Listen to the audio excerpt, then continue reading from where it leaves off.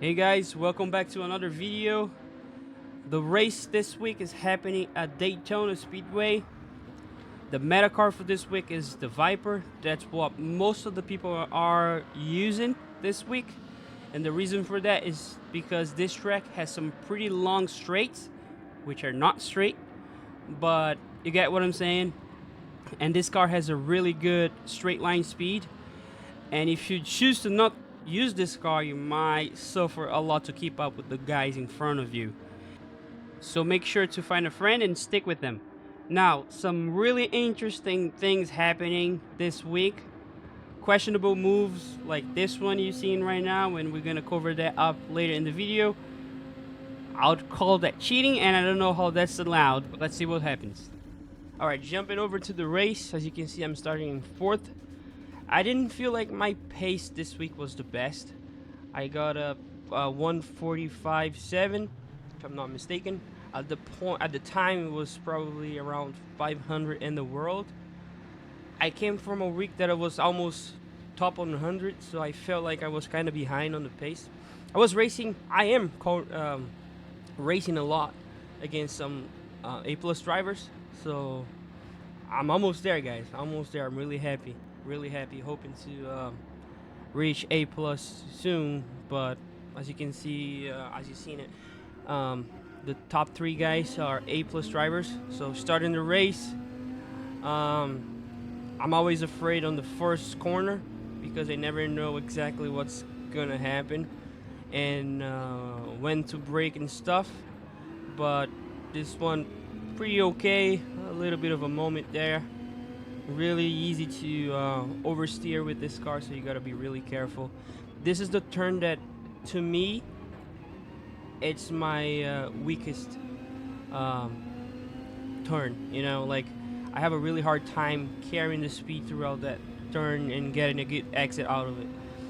And as you can see, the gap started to increase from the 3 guys in front, but it's not gonna stay like that. So let's see how this first lap is gonna go. I'm always trying to just, play safe, not make any huge mistakes. It's just the first lap. There's 9 more to go, so I don't have to win the race on this lap. So I'm really careful there. As I said, I don't feel really strong racing with this combination, so I'm just being safe and nice, just trying to keep up and roughly maintain my position. So the bus stop there, really tricky to not get a penalty and to get a good exit out of it. I've been practicing a lot, but it's still really hard for me to get it 100% right every time. But you can see the slipstream really strong, pulling me back to the pack. So top 3 there. I'm gonna not give this guy a push. I've learned that don't push the guy in front of you a lot if you're really close to the braking point, to the braking area, especially coming from that straight where you're carrying so much speed. A bump at the wrong time could really hurt you and the guy in front. So be careful when you guys are bumping somebody. It's good. It helps you and the guy in front, but there's the right time for it. But as you can see, we're being able to keep up with the 3 guys in front. Gap is roughly half a second, and so far the race is doing alright. No major incidents. So really happy. Especially because I don't feel really strong with this combination. Now let's jump from lap number 2 to number 4, beginning of number 5. I believe this is gonna be my fastest lap, and again, just trying to keep up with these guys. To me, they're pretty quick. As you can see, the guy in front got the fastest lap of the race. To me, if you're driving inside of 145s this week, you're doing a good job, right? Some top split are sometimes reaching 144 in the race. Well, overall, if you're navigating inside 145, you're doing a pretty good job. So, as you can see, there's 5 of us in front, and if you look at the map, there is a pretty decent sized gap from the guy behind us, from the pack behind us. That means we got a pretty good pace compared to the guys behind. By the end of the race, you're gonna see how big the gap is, and that's a combination of not only good pace, obviously, but the slipstream and us bumping each other and going quicker and quicker. Now, once again, going into the bus stop, always a big moment to me, you know, trying not to carry too much speed and then go wide. I believe that one was alright. You know, I could have done a better job, but overall, gaining a little bit of time. It's really hard, even with the slipstream, to be pulled. I'm going quicker, but I'm not really being pulled to the guy in front because they are bumping each other, so they are pulling away. I'm using the slipstream, but not really being pulled closer. As you can see, at 145.9, which is alright, 2/10 off the fastest, especially for me that's not really comfortable with this race, with this combination. So pretty okay so far, really happy. We are required to do 1 pit stop. We're racing on racing medians, so, and that's the only tire compound we have to use. So you don't really have to change tires, and that's what most people are doing, because you might gain speed, but the time you lose changing the tires might not be worth it. So everybody's just going into the pit lanes and just getting out of it without changing the tires. Now, the big thing is you got to really time the time you go into the pit lane, because you might think it doesn't make any difference because you just have to stop at whatever time, but you got to think on what you have in front of you and what you're gonna have in front of you after you leave the pit.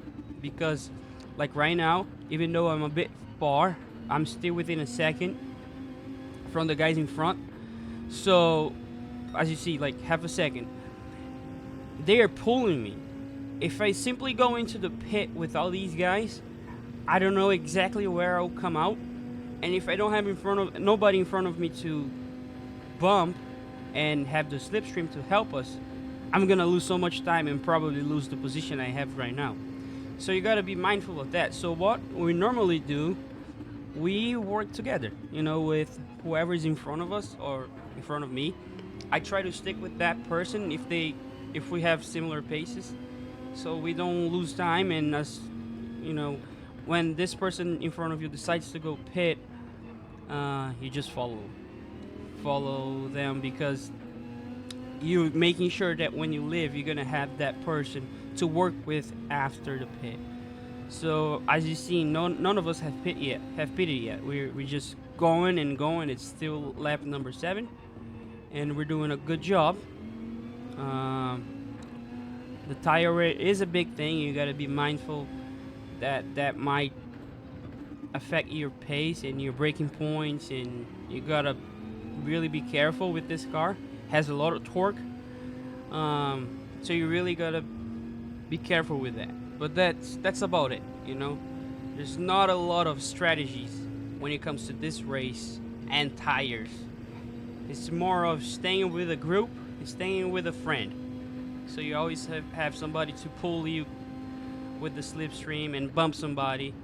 And if you're in front, you know, make sure the guy behind you is your ally, and you both understand that you're working together. So at the end, we'll see who's gonna get in front. That's another thing. You never know what's gonna happen, because you know, you might be in first, but by the end of the straight, somebody will have a lot more speed than you have, and you lose the position. So you can easily from fourth win the race, and from first be in fourth. So that's the beauty of this combination. You never know what's gonna happen. So we're jumping over, well, a little bit ahead on the same lap, going into the bus stop again. I believe the guy in pit 1 got a penalty, if I'm not mistaken. It's really hard to see from my angle here.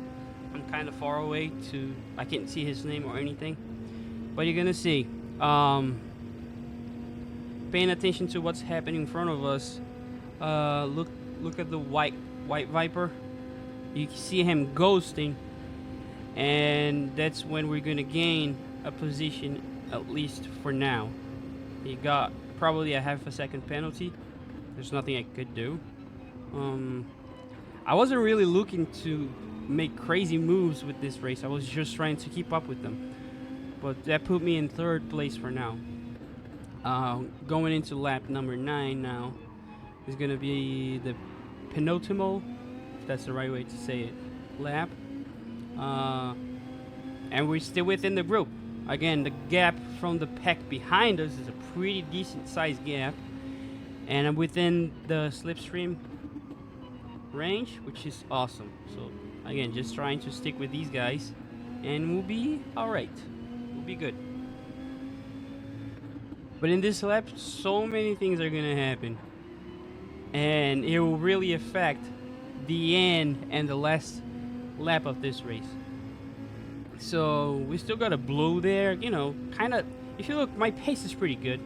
On the low 146, sorry, and I was able to go into the 145. Not the quickest by any way, but for me, I was doing an alright job for my level. So bus stop again. As you can see, that guy Jaws went a bit too deep and got himself a penalty. All right, which is to him really ideal because we have to pit now. There's no other option. And if you get a penalty, you better pit, because as you can see, the pit entrance is right after the penalty zone.